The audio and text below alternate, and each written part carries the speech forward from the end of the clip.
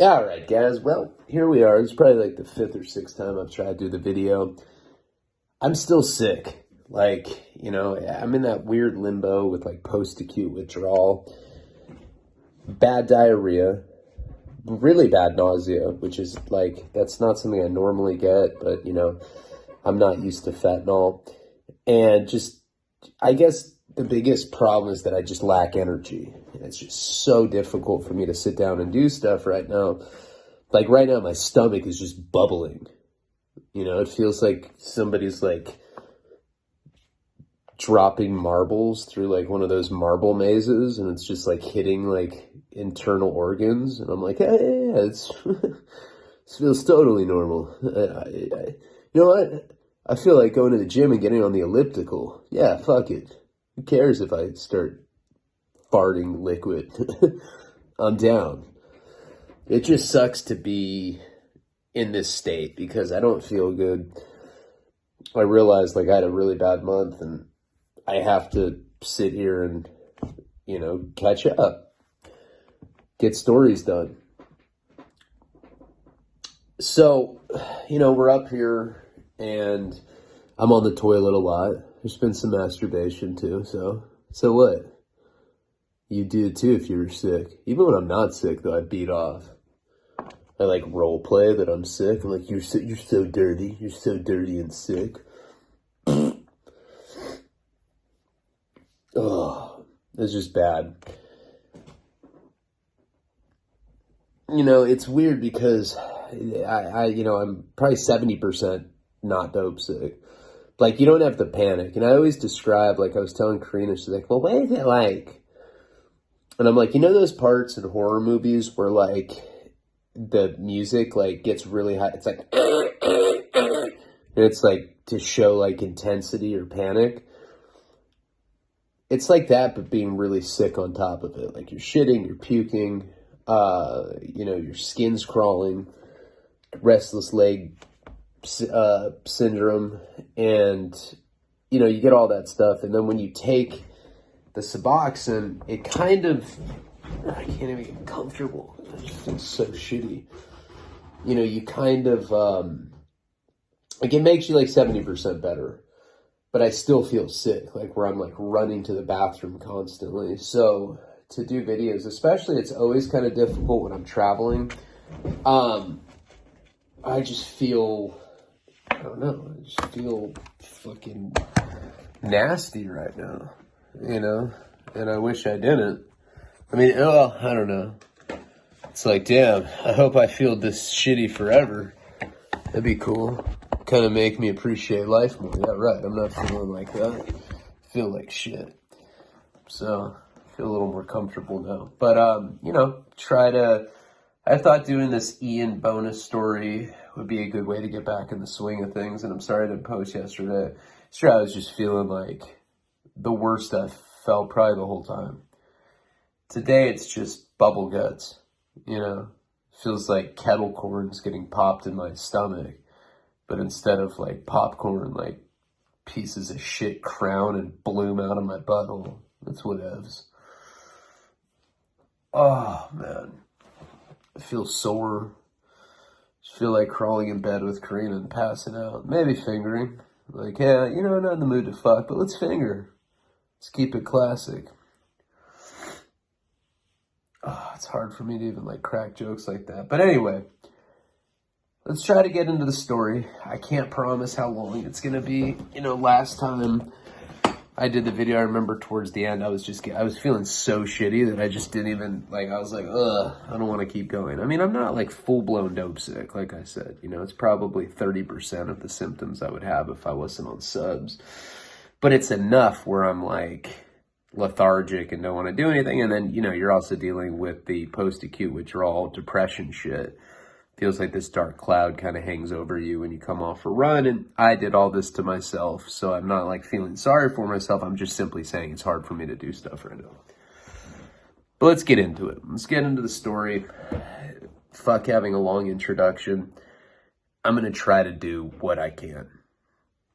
So after I'd stabbed the skinhead, Ian wasn't even a skinhead. He was just some squirrely tweaker from Orange County that I'm pretty sure like guys, because he had these like beady eyes that I would just see like two cocks. It almost looked like claymation cocks. And I was like, wait a second. Is that claymation dick in your fucking eyes? He'd be like, hey, I'm spun out, man. Leave me alone. I'm like, oh, all right.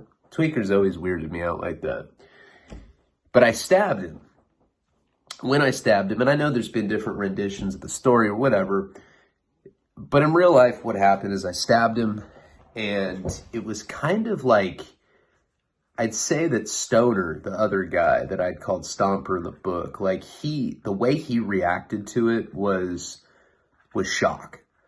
You know, and I've seen it happen in prison too, where people get stabbed, and it doesn't matter how tough you are.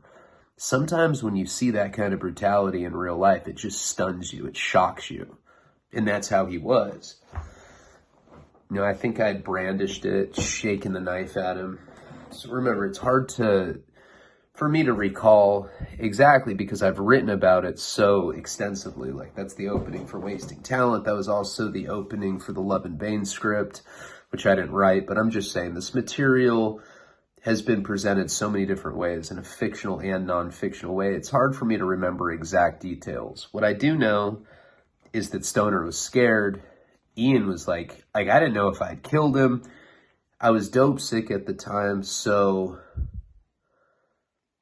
even though I had adrenaline, it was like halfway adrenaline. Like I felt like I'd just taken like, you know, like a push of crack or something. Like, it was like I wasn't all the way riding the wave of adrenaline, but like there was enough there where it kind of made everything seem, I don't know, spotty, you know, especially in memory. I only remember certain details of it. But what I do know is that Stoner didn't chase me out of there. We got the needles back, and we went probably like 2 or 3 blocks to a Taco Bell bathroom. Now, at that time, I don't think that I'd slept with Karina yet. Yeah, I hadn't. That was the first time. And I also remember we get to the bathroom, and I have a wife beater. I'd taken it off, and it was like covered in blood, right? This is a black wife beater like what I'm wearing right now. And there's like so much blood in it that when I put it in the sink, like, you know, there's like this red wash underneath of it. I mean, it was a lot of blood. You know, I hit arterial blood on Ian's, like above his knee, and it sprayed out. It was pretty much like not chill. I was like, is this chill? Karina's like, it's not chill. Like, we could be in trouble. You might have killed him. Let's do drugs. I was like, all right. So I remember we cook up the dope in the bathroom, and I remember she hit me for some reason. I think that I was still relatively new in my addiction. Back then I had a lot of abscesses. I was never a clean junkie. I was always like pretty sloppy, and my hygiene was always bad. To this day it's bad. I smell like I'm using, and I'm like not. But I remember she hit me in the neck. And it was like, I think the first time that I'd ever been hit in my jugular vein, which I never liked. You know, you like blow on your thumb.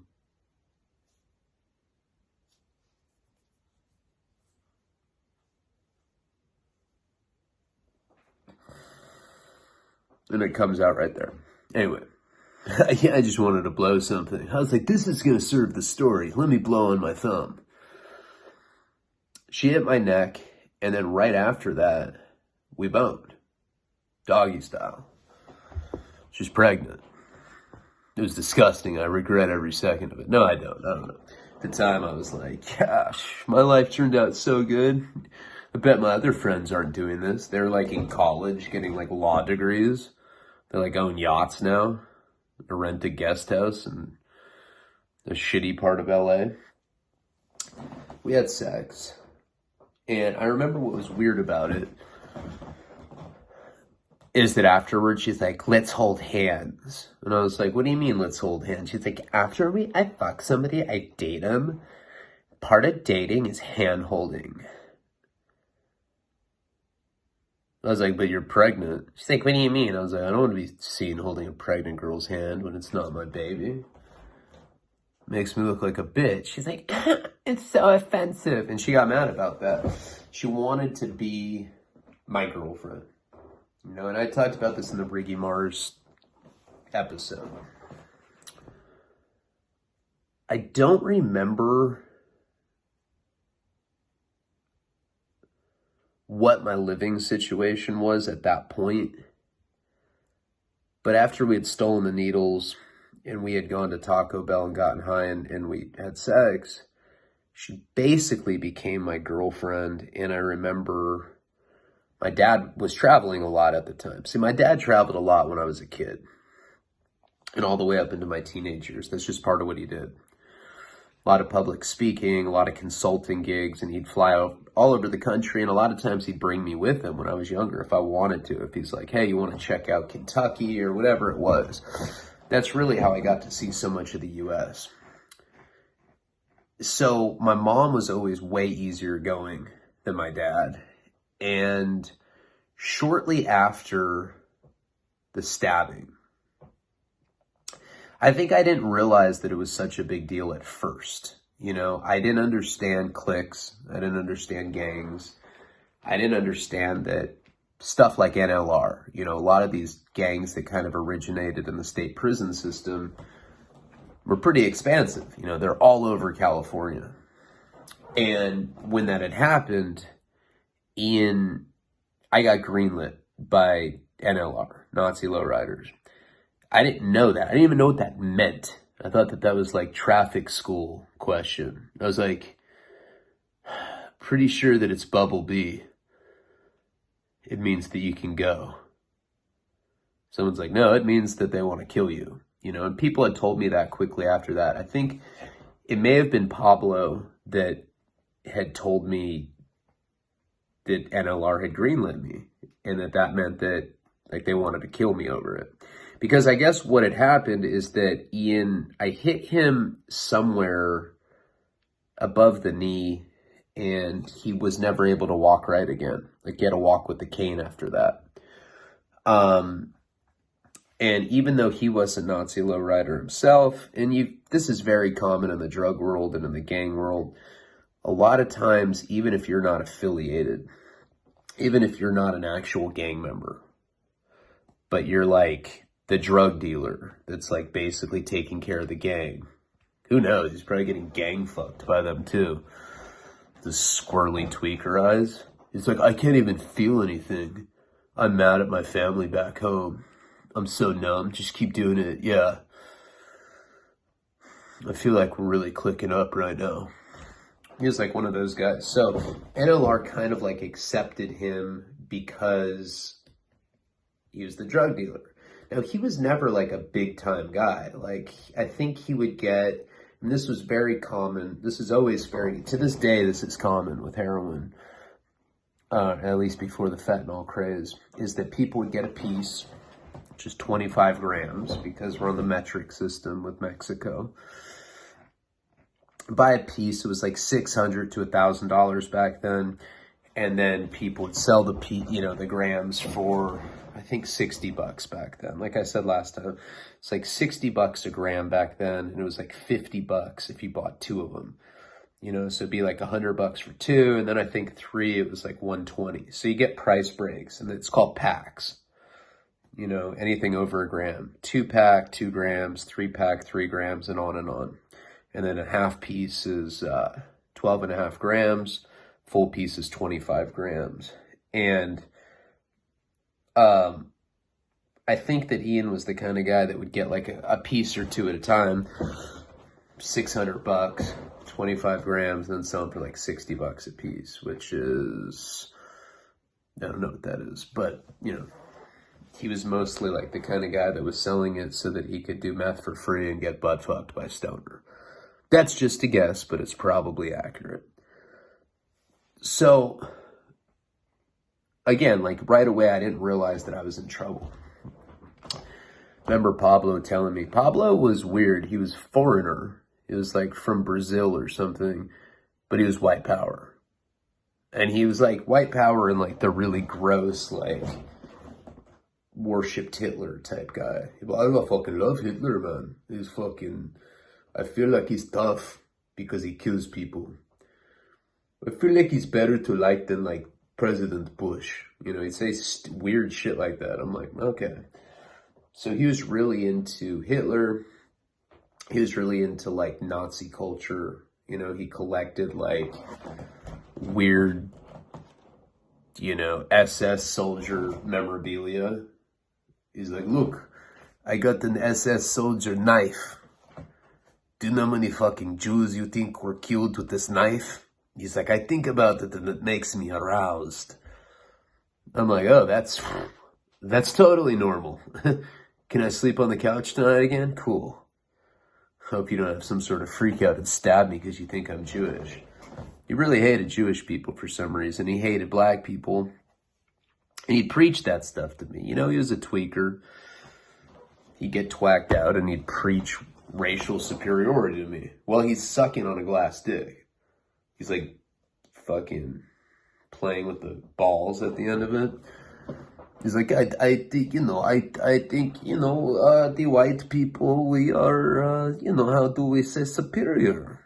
Superior because we're better than the other races. But he's addicted to smoking lithium car battery strips with his meth or whatever the fuck it was. He shot it too. And even back then, I was kind of just disturbed and disgusted by racism. He lectured me right after that happened. And he basically told me that there was a hit out on me. I didn't even know what that meant. In high school, when we said we wanted to hit people, it was that we wanted to sleep with women. So I was like, they want to fuck me? He's like, bro, you're fucking greenlit. They want to kill you. They want to kill you because you disabled Ian. And Ian sells them drugs, and now they don't get the drugs because Ian has to wear a cane. And how many times are you going to buy drugs from a drug dealer with a cane when he's like under 30? Very rarely. Tell me a bunch of nonsensical shit like that. So he made me move out, you know? And I remember that was a really tough time for me because I didn't know the severity of it, for one thing. I didn't know that I had done something that was considered really bad. Stoner was from Orange County. He hung out with a clique called PNI, which stands for Public Enemy Number One, and he was a Nazi lowrider.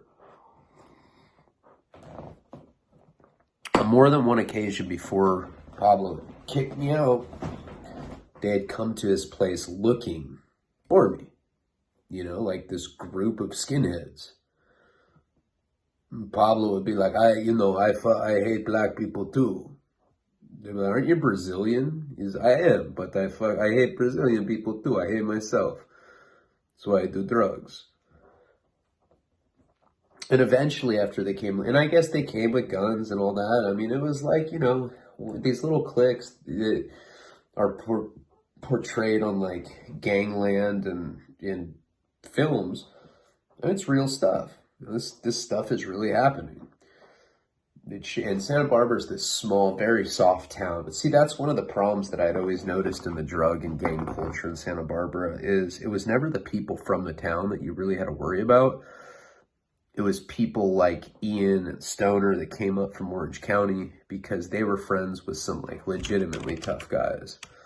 And a lot of people were pissed off about it. So I don't remember where I went right after that, but I know he had kicked me out one day, and I remember that it was raining. And I was like, can I get a ride somewhere? He's like, no. Walk in the rain, think about what you've done. Think about the mistakes you made as rainwater slides down your face like camel cum. He was really weird on meth. He'd say stuff like that. I'm not joking. And so I had to leave his house in the pouring rain, and I don't remember where I went. I just know that I got kicked out, and it was raining the day that I got kicked out. getting the chronology of this period for me is pretty difficult, but if I remember correctly, I got arrested shortly after that. So now Paul and I had already become friends at this point. You know, Paul had scooped me up from the street and I burned his friend for all that acid, but Paul was still like, maybe I hadn't burned him yet. Whatever the case was, that was a house that I could go to. I just couldn't stay there. Now, I don't know if you remember this story or not, and I'm not trying to be too repetitive, but it is kind of important for what had happened. There was that time that see, back then, Paul's hustle was selling drugs that he would get on the internet. Because back then, it was like wide open. You could just like pretty much go to these online doctors and they'd make you do like an online consultation that consisted of like filling out like one of those contact form boxes that are on websites. And it would like ask you what your symptoms were. And then it would just ask at the end, like what drugs you wanted. And there was like a drop down menu. So he's getting these big bottles of Somas, Valiums, Klonopin, Xanax, and Percocets, stuff like that. Really, like every drug you can think of that was in pill form, and it would get sent to his place. Now, he had a roommate named Crash. Crash was a lesbian that looked like she was a character in a Sonic the Hedgehog game. She didn't even look like a person.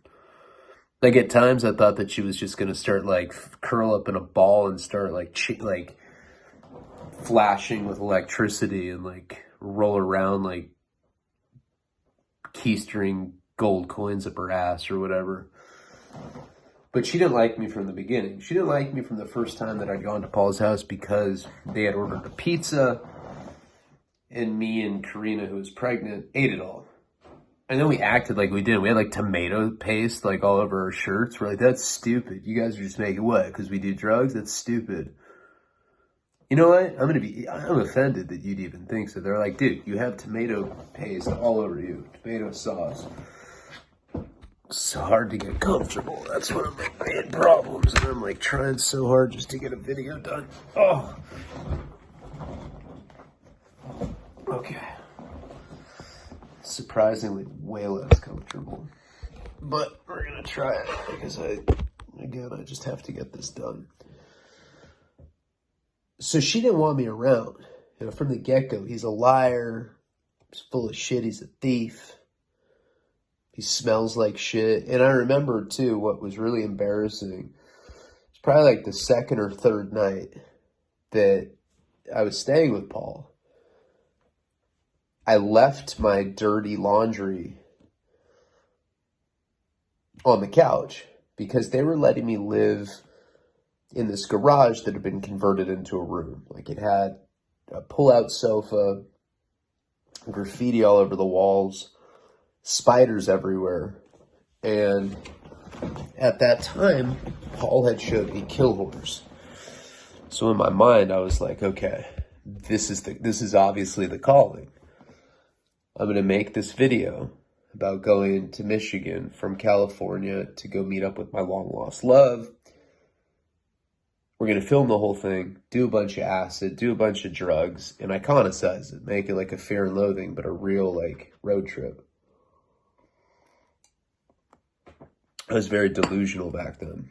And so I remember those nights very well. I'd be laying on this couch. And this is back in the time period where they had like mixed CDs. You know, it's like you didn't have MP3 players. So Paul's girlfriend at the time, Stacy, had made me like a mixed CD with like any songs that I want. I had random shit. I had like Led Zeppelin, Going to California, Curtis Mayfield, Superfly. You know, lots of Lou Reed, Take a Walk on the Wild Side, shit like that. And I remember I'd sit in this dark garage, sometimes with Karina. I remember Karina and I like had sex like the first night. And I stuck my finger in her like butthole. And she was like, hey, that's really throwing me off. It's reminding me of being young. I was like, dude, you're 18. What are you talking about? But that stuck out to me. And I also caught some like hardcore STD. To this day, I don't even know what it was. It was like ringworm, but it like stunk severely. And you know how I am. I told the lesbian chick, I was like, hey, can I ask you something and can you be honest with me? Uh,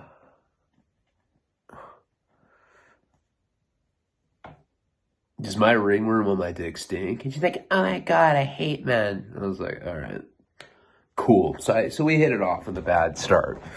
There's the pizza sauce thing. There's the fact that I'd ask her weird shit like that. And I'd be in this garage listening to music, kind of fantasizing about this like underground cult drug movie that Paul and I were going to make together. I thought that was my answer. I said, that'll solve everything. I won't even have Hep C anymore. How can you have Hep C if you're a famous filmmaker? You can't. It's science, bro. I don't know any filmmakers that have Hep C. And I'd be in this like garage, and I remember like daddy long legs would like crawl over my face, but I was like so hardcore back then. I just like concentrate. I'm like, if I just don't move, it'll go away. It was really gross. But I had left, I was kicking when he scooped me off the street, and let's try to be mature, I sharded a bunch. So I had all these really bad shit stains on my boxers. They weren't just like skid marks. They were like straight up like weighted down shit that like, and I'd like do it and I'd be like, I'm so dope sick, I'm not even gonna clean it. And I'd like sit there and then I'd just have a rash. But I ended up taking these shitty boxers off and I left them on the couch, and Stacy and Paul washed it for me. They called me out on it. Paul's like, hey man, we did your laundry and we know about the shit. I was like, how do you know it was me? And you know, they were my boxers. There's like, it literally said Ryan Leone in like cloth marker. I was like, oh, my mom always does that. What a bust. So they knew that I was like a pant shitter. They knew that I stole pizza. And the lesbian girl, Crash, just hated me from the get-go. Because I'd say crazy shit to her. I'm like, has anyone ever told you that you don't even look human? You look like a Sonic the Hedgehog character. She's like, no. She's like, I get bitches, homie. And it was like one of those kind of people. I was like, okay, whatever. I ain't mad at you. So one day, and I know you've heard this story before, but it has to do with how I ran into Ian and Stoner again later. One day, I'm with Paul. So this is what would happen. Stacy, I don't remember where she worked, but she had like a legit job. So she would go to work 9 to 5, whatever. I forget where she was working. She may have been a waitress or something. And Paul and I would like just stay up in their room and do drugs and listen to music. That was pretty much our life. I'm like, what if we just did drugs in silence? He's like, come on, man, it's stupid. Let's listen to some EDM. So that's what we do, listen to like drum and bass and stuff and get high. So this one day, I had gotten, remember, the sole purpose for me being at this guy's house was because I was from Santa Barbara and I could get drugs. I get whatever. I could get cocaine, I could get heroin, I could get crystal meth. They had just moved there, and Santa Barbara's one of those towns where you needed to know people to get drugs. You just did. It's still like that.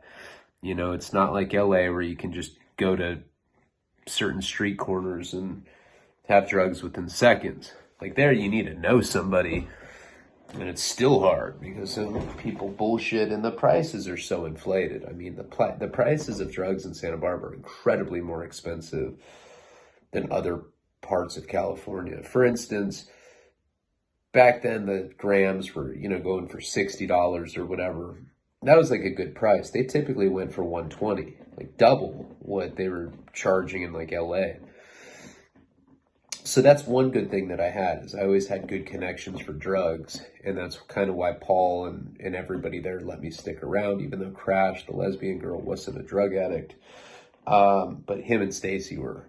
So they kind of try to like conceal my addiction, but it was ridiculous. I mean, I had shit stains, I'm stealing pizza, I have a pregnant girlfriend that, and they're like, oh my God, are you guys so excited for your baby? I'm like, it's not mine. We're just fucking. At least I know she won't get pregnant again, huh? Try to elbow Crash. Crash would like headbutt me. So this one day, I don't remember what had happened to Karina, but she wasn't there that day. It was like me and Paul, and we were up in his room, and this is the time where he had a bunch of Xanax bars. Now, I didn't know shit about Xanax bars. I didn't know how powerful they were. They looked very innocuous. You know, they looked like totem poles. I don't know, I felt like there was the kind of thing that made me want to do like Indian fucking rain dances and shit. And I asked Paul if he'd sell me any. He's like, come on, man, you don't have any money. I was like, I don't have money. I was like, homeboy, I got acid. He's like, you have acid? I was like, yeah. He's like, yeah, I'll trade you Xanax for acid. I was like, cool. Now, we were already shooting cocaine that day. We were already drinking Jack Daniels. I think that was the period, too, where we were watching MTV Behind the Music. And Motley Crue was like, yeah, when we were really bad on dope, we used to shoot Jack Daniels. Me and Paul were like, what? We have needles and Jack Daniels. Let's do this. It didn't do anything. The only thing that happened is you could taste in the back of your throat. We were disappointed. We're like, I bet they don't even write their own songs, bitches. I don't know. Now I know Tommy Lee, and he's actually very nice. But anyway, Paul didn't believe me that I had acid. We were already drinking. We were already shooting coke. I went in the bathroom. I took this pack of Marlboro Reds, I flattened it out, and I made little blotter hits off it. And I put it in a cellophane bag. And I was like, yeah, see, I told you. 7 hits. He's like, how much do you want for it? I was like, give me a bar for each hit. He's like, really? That's a really cost-effective idea. I was like, yeah, go ahead. So he gave me 7 bars. And I remember I just popped them all at once, and I drank the Jack Daniels. Now I turn back around, and Paul goes, where'd the Xanax go? I was like, oh, I ate them all. He's like, you ate 7 bars? And I was like, yeah. He's like, you're going to die. And I was like, that's pretty not chill to tell me after I already did it. He's like, you got to make yourself puke. Try to make myself puke, but I was like half-assed doing it because I didn't want to waste the drugs. I was just like, this isn't going to kill me. You know, back then I was 19 years old. I was definitely under the impression that I was invincible, for sure. That's how you get at 19. So, god damn, dude, my fucking cigarette.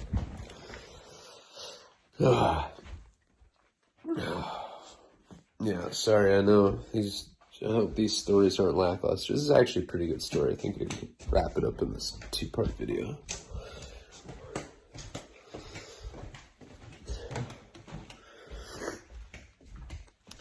So, Paul's like freaking out that I took all the Xanax. He really thought I was going to die. And think about it, 7 Xanax bars, significant. That could definitely kill you. Like, I take 1 bar now and I fucking black out and, like, commit armed robberies and shit. Always in trouble for it. Xanax makes me do stupid shit. But we've been drinking, been shooting the blow, do the Xanax. And I guess I got in a fight with Crash. And I started saying, like, derogatory stuff about lesbians. I think I said the D word. I know I tried to fight her. I was blacked out on Xanax at that point. So I call her some sort of name. I think I said like Dyke or something. And I got kicked out of there. Crash was not cool with me being at this house anymore. So Paul had Stacy's Volvo. He's like, come on, man, I got to give you a ride out of here. I don't remember any of this. This is just what was told to me. And I give him very specific instructions to a house downtown Santa Barbara. And he drops me off there. Now, what's funny is I've gone back to this house. Like, I had Paul take me back there. I'd never seen this place before. So random that I had like exact directions and I don't know what happened. All I know is he dropped me off at this house. He said I went and rang the doorbell, and he said the door opened. He said he saw me go in, and that was that. I wake up and I'm in county jail. I had completely blacked out on Xanax. Looked at my little, cause they give you a bracelet with your inmate photo on it. And I looked just completely trashed. I was like, there's like Sharpie dicks on my chin. And like, I was like, wait, where'd those come from? I fucking hate Xanax. This shit's bullshit. And I went up to the cop and I asked him, I said, hey, what am I in here for? And he said, probation violation. So I didn't know. I could have killed somebody all blacked out on Xanax. Killed someone and then just been like, yeah, I killed someone. I'm going to draw a dick on my face just so people don't get suspicious. I got out a few days later, and you know the story. I got out, and I literally only had boxers. Like I didn't have I didn't have a shirt, didn't have shoes. Like that's all I got arrested in was boxers. So they gave me some flip-flops and like an oversized white shirt, looked like I had a dress, and I showed up back at Paul's house after they released me. I was only in there for a few days. It's kind of like a probation cite and release or whatever. So when I got out, I walked all the way to Paul's house, showed up, and he was mad at me because his roommate was really tripping, didn't want me to be there, etc. So the reason that all that's important is because I started this really bad cycle of going in and out of jail, right? I was on probation already for domestic violence, which I did not do. I never hit Kate, never hit any of my girlfriends, but somehow I got convicted of it. And I was just in the full grips of the legal system at that point, just going in and out of jail. So chronologically, it's hard to remember exactly like what had happened, but it was very typical for me to either get arrested like I had done that night, blacked out, or sometimes I would go to court and they would remand me into custody. That was the time that I was on drug court and I was dealing with Marcel Myers. Have you ever, fucked your wife or you sit in the closet and watch? No, Leonie, you haven't because you're not a real addict. I'm like, well, if that's your definition of addict, you're right. I am not a real addict. I would never do that, you psycho slut. He's like, hey, Leonie, I'd put you in jail now. The things you say, they're not funny. And then I'd have to go do time. So I remember around that time, the way that it would work is they give you 30 days, 60 days, 90 days, 180 days, and they could just keep, every time you got a violation, it went up, right? So I remember one time completely unexpected, not the time that I ran out of the courtroom, but I went to court one day and I was with my mom and my attorney was like, yeah, they're just going to tell you that you're in violation of probation. They'll probably put it on calendar and you're not going to go to jail this day. So I didn't bring a plug or anything. I just went to court assuming I was going to get out. Now, they called my case, and they all took it. Mr. Leone, let me look. Xanax, lesbian hate crimes, getting caught on a beach in nothing but boxer shorts. Mr. Leone, I'm remanding you into the custody of the Santa Barbara sheriffs. the Santa Barbara County Jail. May God have mercy on your drug-addicted soul. Felt like I was in some sermon in hell. I was like, oh, that's cool. All right, fuck it. And the bailiffs came up, and they remanded me into custody. Now, I remember I was really dope. I was really strung out at the time. So it was a big deal. Like, it sucked, you know? I didn't expect it. That's not the time that I ran. I just let the bailiffs take me. And I think I got 60 days or 90 days, whatever it was. You know, at that time, it was devastating. Now, my probation officer, his name is Rudy Lopez, came to visit me. And I remember I was in the drunk tank in Santa Barbara. Like, the drunk tank, like, after you go to court. I was, like, in the dungeons.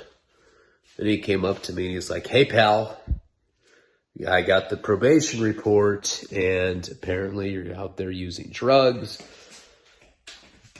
You're messed up, my friend. You are messed up on drugs and alcohol, and it is a dead-end road. So I'm going to put you in Newhouse 2. How does that sound? Now, that was like one of the big, famous sober livings at the time in Santa Barbara. I did not want to go there. And the way that it works is if you get accepted into a program, whether it be outpatient, IOP, whether it be residential treatment where you live there for, you know, a month or two, or sober living, where you're living with a bunch of dudes that are pretending like they're not on drugs, but they are. I was like, damn, pretty much every option just sucks balls right now. And I remember Rudy Lopez was like really excited that I was violating and that they were going to get me a bed at Newhouse 2 to try to change my evil ways or whatever. As he's leaving, he goes, one more thing, pal. Marcel Myers has to accept you into Newhouse. You know, he's the one that's running drug court. He needs to make sure that he wants you to go into the program and give you another chance. And like instantly, any hope that I had of getting out just deflated instantly. Like, I knew for sure that Marcel was not going to give me a bed. You know, every time I saw him, he'd tell me stories about how he used to let dudes fuck his wife while he'd hide in the closet so he could do drugs. I was like, so you're a cuck? He's like, I am, Leone, but you'll be cuck too. Keep doing drugs, you'll be pimping out bitches too. I'm like, I'm pretty sure you can't talk like that, Mark. He's like, shut up. Do you want the bed or not? So he came to see me. And it was one of those things where I pretty much had to beg him. He's like, how bad do you want it? How bad do you want recovery? Leone, if I could tell you that the recovery was worth, say, $700, I bet you'd do it. I was like, I mean, 700 is a lot. Can you offer me anything else for 700? Leone, we don't have time for the jokes. I will grant you access to Newhouse to when a bed opens. It could be 2 months from now. It could be 1 week from now. I want you to sit in here and I want you to think about what it would be like to prostitute your wife for drugs. It's like, I don't really like thinking about stuff like that. It's kind of weird. So, anyway, that time that I was in jail, I had a kick cold turkey. You know, it was just one of, you know, God knows how many times, 30, 40 times. So I kicked heroin cold turkey thinking that, you know, I'm a pessimist. I always think the worst case scenario, right? Hold on. Oh, so fucking shitty right now.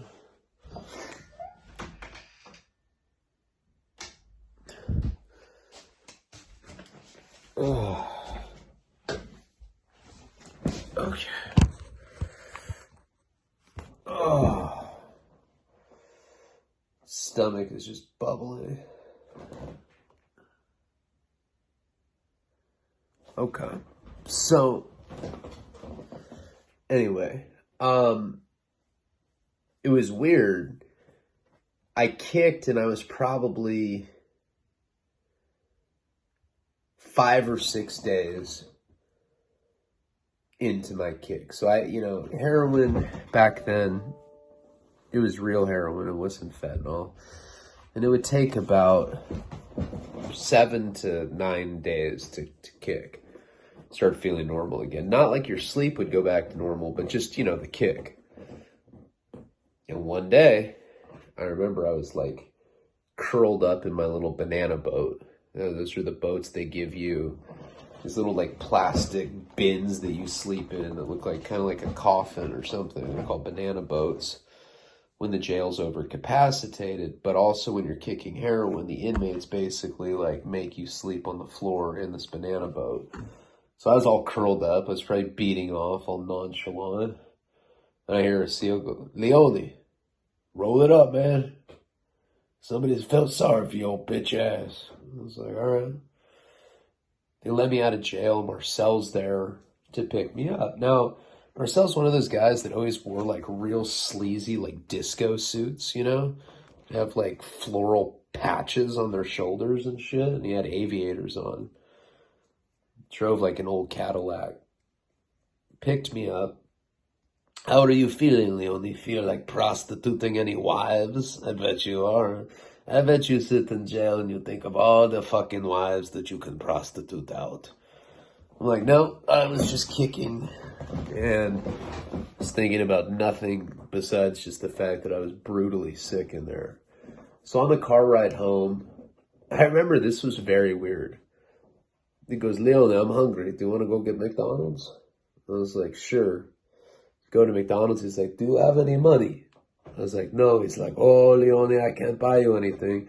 You're just going to have to watch me eat the quarter pounder." But I was like still dope sick. Like, I really wasn't in the mood to eat McDonald's, but like, I don't know, just seeing this guy eat it in front of me, I always thought that was cruel. On the car ride, he told me that if I got kicked out of Newhouse in any way, shape, or form, that I was going to be violated and he was going to go make me do 6 months in county jail. Now, that would have been the most time that I had ever done in jail up until that point. That was a lot over my head. I think that is why I ended up running out of the courtroom that time. I think that's what I was facing or whatever. But the stakes were high. Like, if I fucked it up, I was going to jail for 6 months. And back then, I think you did... On 6 months, I think you did like 4.5 actual months, whatever the case was. So I knew I couldn't fuck it up. So they bring me to Newhouse 2, or Marcel brings me to Newhouse 2 in his Cadillac. And I have to go do an intake. I remember the guy that did the intake with me was this like red-haired kid with like freckly nose. He looked like Jimmy, whatever his name is from Superman. Anyway, they do the intake. They tell me that if I leave, if I miss curfew, whatever the case is, I'm going to be thrown out. And Marcel's like, and then you go to jail. And when you're in jail, you think about prostituting wives that you don't have yet. But you will have them. And your heart will be broken watching them fuck somebody else for the narcotics. It like made him happy to say shit like this. So I knew that if I got kicked out, I was fucked. When you first get to Newhouse, they have rooms there. So they have rooms, they assign you with roommates, but it's all seniority, right? Like the longer you've been there, the better accommodations you get. So for intake, when you first get into a place like this, whether it be Newhouse, Lighthouse, most sober livings, they give you the worst accommodations to start with. And I had to be in these bunk beds, this garage. Not garage, I don't know what it was at Newhouse. It wasn't a garage, but it was just like a big room with a bunch of bunk beds. Anyway, I go in there, I'm still sick.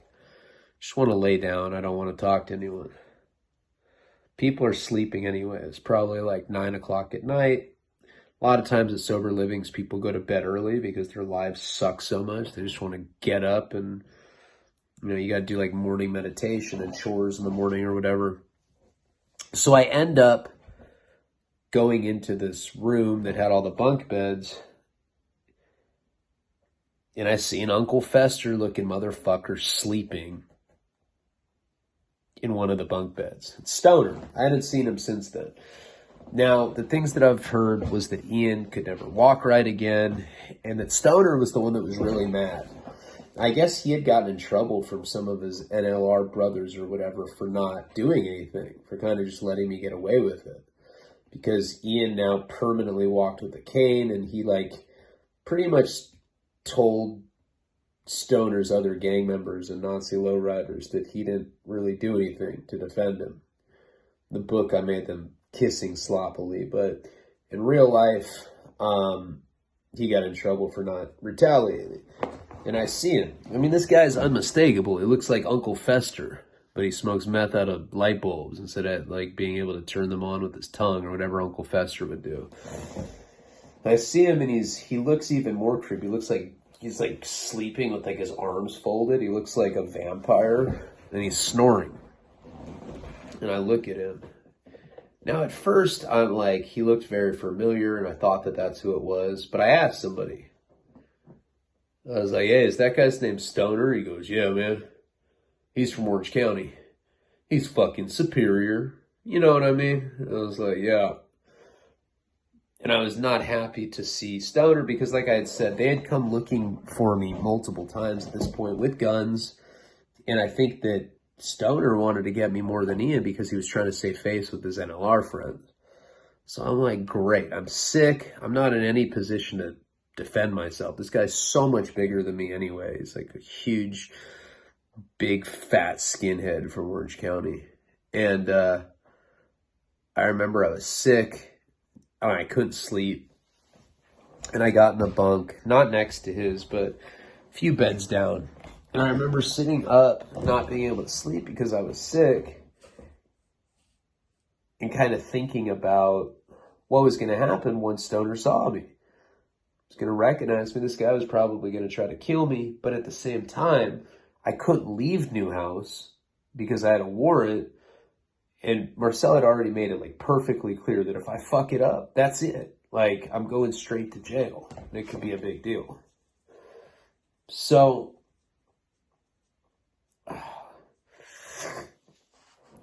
I don't sleep that night because I'm sick still. I'm like just at the end of kicking, but I'm also really scared that this dude's going to recognize me and he's going to hurt me. And I had like no fight in me because I was sick like that. So I stay up all night thinking about it. And the next day, it's like 5:30 in the morning. They're like, all right, chore time. Leone, scrub the urinals, man. Come on. I'm going to show you how to use a Brillo pad the right way. So I'm like, fuck. And I'm like trying to avoid Stoner. I'm like, all right, well, he might not see me. Now, the problem at this place, Newhouse, is you got to do morning meditation. You got to go to meetings together. You got to do barbecues. There's no way this guy wasn't going to see me. I'm still dope sick, but I go and I scrub the toilets anyway. Scrubbing a urinal, and he walks in. Pees right next to the urinal that I'm scrubbing, and he looks at me. He gives me this really weird look, like, I think he didn't recognize me or, like, didn't know that I was the same person, but he gave me one of those looks. You know when, like, people, like they recognize you, but they can't quite place it? He didn't know that it was me, like, specifically. I'd only met this guy one time, but he definitely gave me that look, and it, like, made me nervous. So he had to go to work. Forget where he was working at the time, but that's usually how it happens in sober livings. It's like people go to work, people go do all their stuff, you reconvene at the end of the day, and then they take you to an AA meeting, and that's your life. God forbid you hook up with a girl, you get kicked out of there. They don't want you to hook up with people like Ian or Stoner. So he leaves, and you're not supposed to get back in bed after chores. Like, that's like a no-no.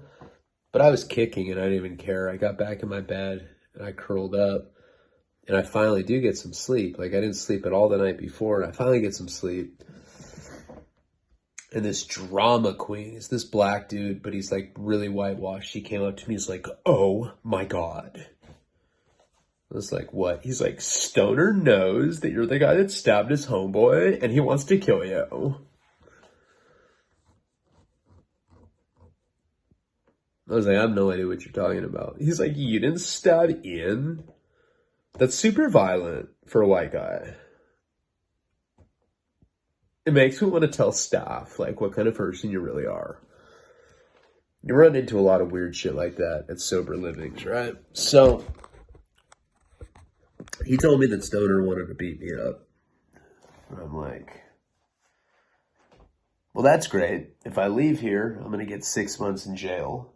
If I stay here, this big ogre, giant Uncle Fester looking skinhead dude is going to kill me or beat me up very badly. But he knew who I was. I think it had like hit him like after he went to work and he got message over to Newhouse. Like a lot of guys that go to sober living still act like they're in prison. So like they're politicking like that. Like, "Hey man, that new guy, Leone, I'm going to hit that motherfucker when I come home from work. I need everybody to get out the way."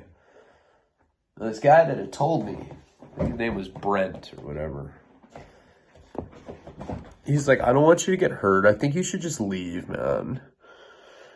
This sounds like it could get really serious." And like, I couldn't really hide. We were living in the same room. If I left, I was going to get the 6 months. So I literally came up with a conscious decision to just get beat up, just get it out of the way. You know, I felt like that was probably, like, I don't want to live in fear anymore. I knew that he was mad at me. I just wanted him to come over and I just wanted to get out of the way. So he gets off work all day. Everybody, like, I'll be like walking past people. They're like playing Uno. They like put the cards down. They're like, "Hey man, I heard you were going to get killed tonight by Stoner." "Sorry, dog." Seriously, they'd say stuff like that. So Stoner finally gets home and we're supposed to be going to an AA meeting. He sees me, right? Like at this point, I don't know what I was doing. I think I was like sitting on the foot of my bed. Anyway, he sees me. He's like, "Now I fucking remember who you are, you little piece of shit. Fucking stole the dope, stole the needles from Ian." And then like some other guys like, "That's the guy you were talking about?" "Yeah, man, fuck you." And I was like, "Are you gonna beat me up?" He's like, "Of course I'm gonna beat you up, man, but I ain't trying to get caught. Meet me in the barracks right after dinner, and we're gonna fight. We'll go one-on-one. I'm not gonna jump you. But you crippled my friend, man. He can't walk now because of you. There needs to be percussion." I was like, "Repercussion?" He's like, "Percussion. It means consequences." I'm like, "You mean repercussions?" He's like, "Shut up, man." So he was wearing like a chef outfit. I think he was like a short order cook or some shit. Anyway, he goes in the bathroom and I know that right after, the way that we had planned it out is they were going to take us to an outside meeting. There was a blind spot in the parking lot. And we were going to go heads up. Like he wasn't just going to beat me up. Like he actually, I will give him this. He wanted to give me the decency of like actually having like a real fight with me. So he goes to the bathroom and I like go outside to smoke and I'm tripping because I know this dude's going to beat me up. And there's all this commotion like 10 minutes later. And everybody's running inside. So I kind of like run with them, even though I'm scared that I'm going to get smashed out by this guy.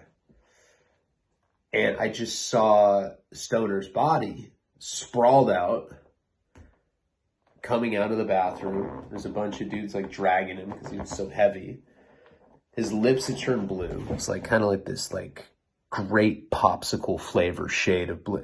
Like I could just tell he was overdosed. I already seen it at this point. And the needle had broken off in his arm, so there's all this blood coming out of his arm. Fucking overdosed, right? He OD'd. People are running the ice machine, getting ice. It's all bad, you know. And when something like that happens at a sober living, the last thing that you want to do is get the staff, because then they start drug testing everybody, and then you're liable if people are getting dirty drug tests. And it's just a bad look. It creates a lot of conflict. But he had OD'd. He like came back from work, told me we were going to fight straight up, and we were.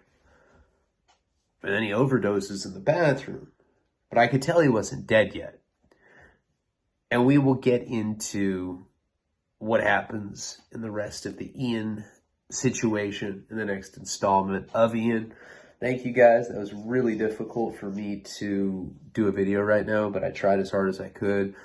I hope you guys saw it. I hope you guys appreciate it. Love each and every one of you. Palabra.